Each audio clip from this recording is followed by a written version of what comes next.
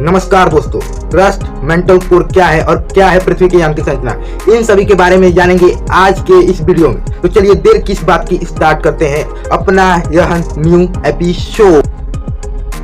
तो दोस्तों, पृथ्वी की यांत्रिक संरचना के बारे में अभी भी वैज्ञानिकों में मतभेद, यानी इसकी संरचना के बारे में अभी पूर्ण सहमति नहीं हो पाई है। फिर भी तापमान, घनत्व तथा भूकंपीय तरंगों के आधार पर पृथ्वी की यांत्रिक संरचना के बारे में जानकारी वैज्ञानिकों द्वारा प्राप्त किया गया है। पृथ्वी के यांत्रिक हिस्से को वैज्ञानिक द्वारा यानी कि साइंटिस्ट द्वारा 3 मुख्य भागों में बांटा गया है। वह है क्रस्ट, मेंटल और कोर।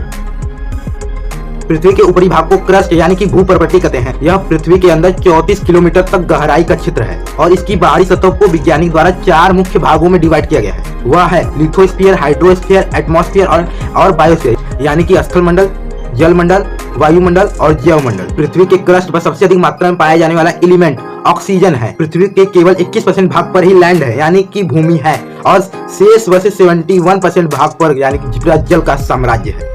अब क्रस्ट के बाद आता है मेंटल यानी कि आवरण। यह पृथ्वी का दूसरा सबसे बड़ा लेयर है और दोस्तों यह लगभग 2900 किलोमीटर मोटा है और इस भाग में मैग्मा के चैम्बर पाए जाते हैं यानी कि धधकते हुए लावा पाए जाते हैं। अब पृथ्वी का सबसे केंद्रीय और गर्म लेयर आता है जिसे कहते हैं कोर।